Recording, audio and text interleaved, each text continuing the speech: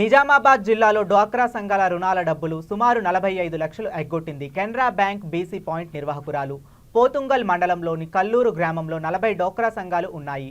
బ్యాంకులో తీసుకున్న రుణాలకు నెలవారీ ఈఎంఐలు డబ్బులు కట్టమని బీసీ పాయింట్ నిర్వాహకురాలు సంధ్యకు ఇచ్చేవారు. సంధ్య సంవత్సరం పై నుండి డబ్బులు బ్యాంకులో కట్టకుండా సొంత అవసరాలకు వాడుకుంది. ఒక గ్రూప్ రుణం బకాయిలు పూర్తి కాగా బ్యాంకుకు వెళ్లి స్టేట్మెంట్లు తీయగా ఈ తతంగం బయటపడింది. ఈ విషయం తెలుసుకున్న డ్వాక్రా గ్రూప్ మహిళలు బీసీ నిర్వాహకురాలు సంధ్యను నిలదీయగా వాడుకున్నట్లు ఒప్పుకుంది. అధికారులు స్పందించి మా డబ్బులు మాకు ఇప్పించాలని డ్వాక్రా మహిళలు కోరుతున్నారు.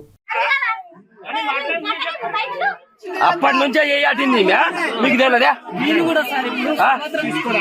అట్లాంటిది 15,000, 20,000 మా దృష్టికి తెలియదు.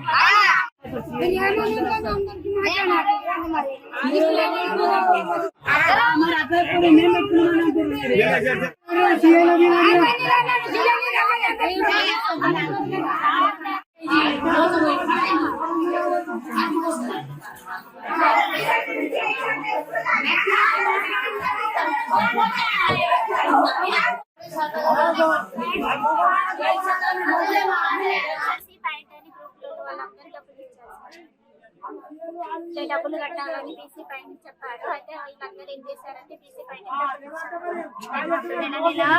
ముందట వసూలు చేస్తుంది సార్. అంటే బీఓఏల ముందట వసూలైనాయి సార్. వసూలైనాయేమంటూ బీసీ పైన ఇచ్చారు. బీసీ పైన ఆమె అకౌంట్ లో గ్రూప్ లో అకౌంట్ లో అయ్యాక ఆమె పర్సనల్ అకౌంట్ లో చేసుకుంది కాబట్టి గ్రూప్ లో వాళ్ళందరికీ న్యాయం చేయాలి.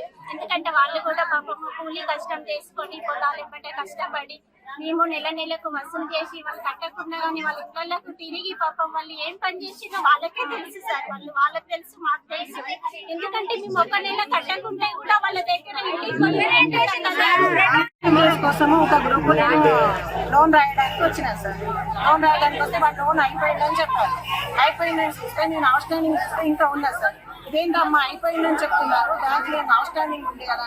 మేడం ప్రతి నెల మేము ఇన్ని నెలలు 31 నెలలు కట్టినాము, మా లోన్ ఎట్లా ఉంటుంది ఇంకా అని నేను బ్యాంకుకి వెళ్ళినా సార్. స్టేట్మెంట్ ఇస్తే మధ్యలో నెలలో కట్టలేదు. అమ్మ ఇది ఏదో తేడా వస్తుంది, ఎమ్మటే అన్ని స్టేట్మెంట్లు తీయండి అనేసి మా సార్ వాళ్ళకి ఎమ్మటే ఇన్ఫర్మేషన్ ఇచ్చారు సార్.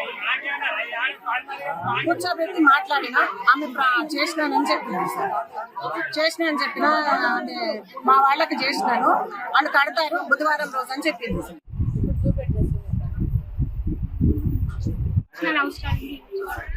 అయితే ఆ విషయం మీద మరి మేనేజర్ ఏం స్పందించలేదా?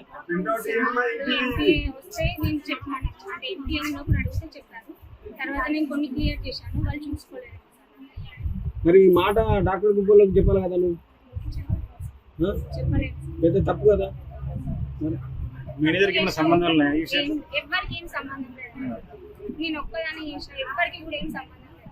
మా సిసి మేడం కానీ, సీఏలకు కానీ, బ్యాంక్ మేనేజర్ కానీ ఎవరికి సంబంధం లేదు.